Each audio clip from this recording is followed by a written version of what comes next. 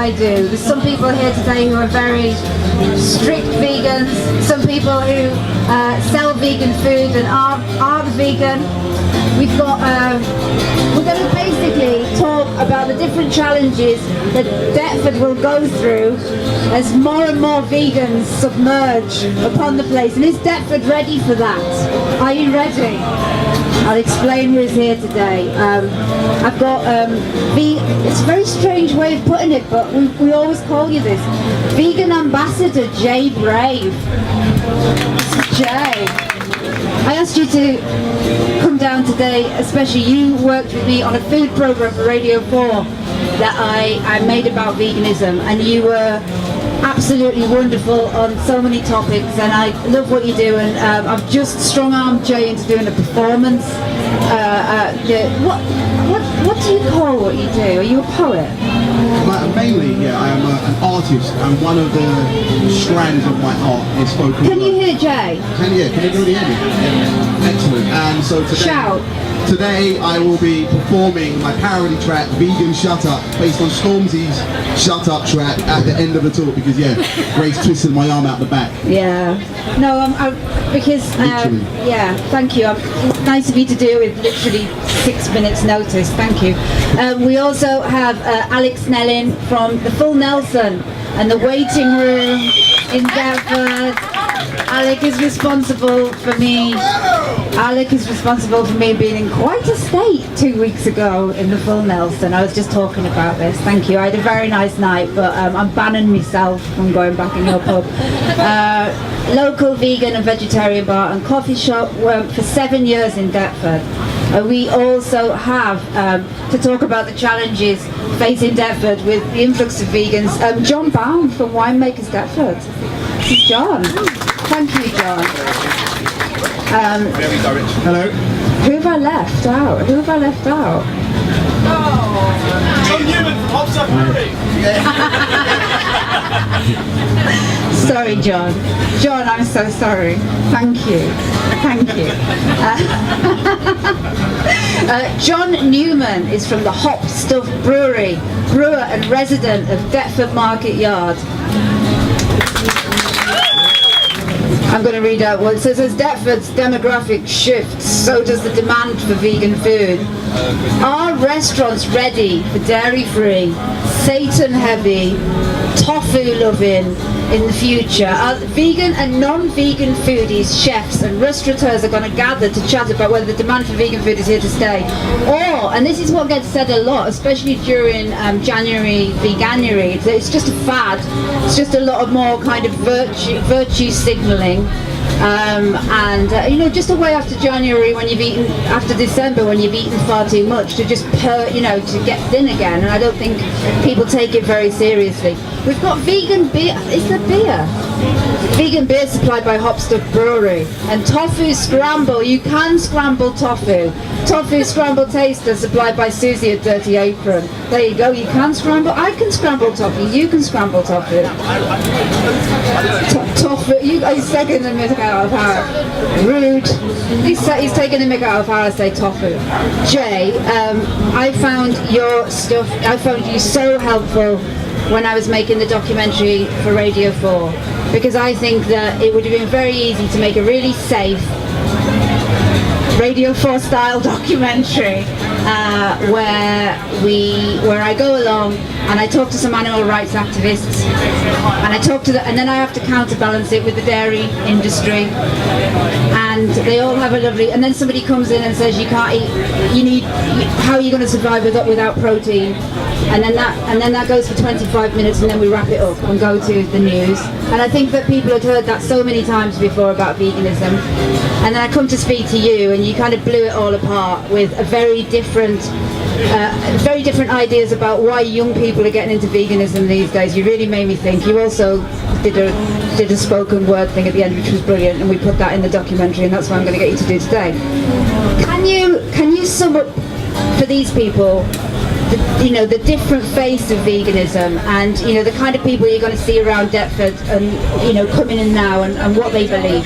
Yeah, good afternoon everybody. I'm Jay Brave, and to answer Grace's question about veganism, I think I've now been vegan for just coming up to 2 years, and what I have discovered along that journey, as someone who came from a marketing background, is that there is a large part of veganism which has currently become a marketing exercise, and I think we can very much see like how a world of neoliberalism has just captured veganism and taken it to be something else that it can sell to people. But the conversation that Grace and I had in the first instance was about veganism should actually be about a mindset rather than a purchasing habits.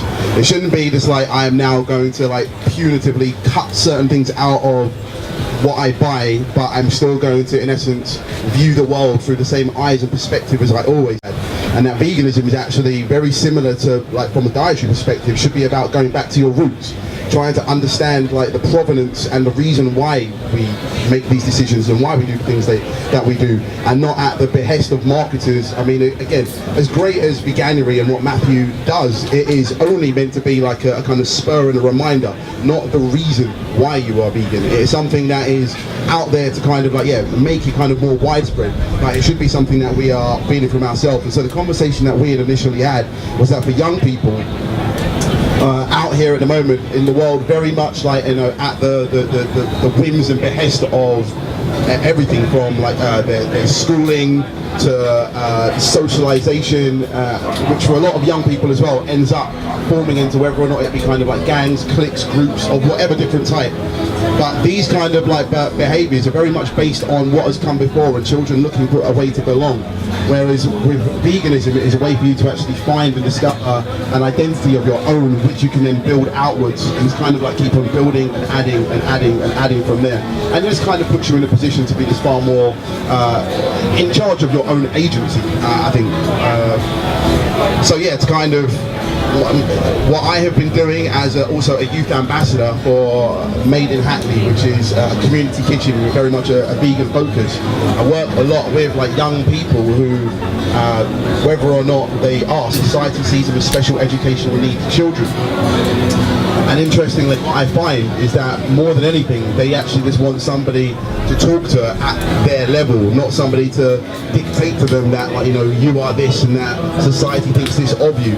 And quite interestingly, young people, I mean, obviously, they have not set their identities yet. And so when you kind of frame something that is not from a position of, you can't do this, you can't do that, but I kind of point out to them that, look at some of the wonderful opportunities that are presented by veganism. And invariably, I'll show them stuff like my coat made from PU leather, my watch made from pineapple, and all of these kind of new, innovative, like vegan, like products. And I say, right, you know, in this world that you are going to be able to create, do you not want to like be like, you know, at the forefront, be pioneers rather than following in the footsteps of all that has come before?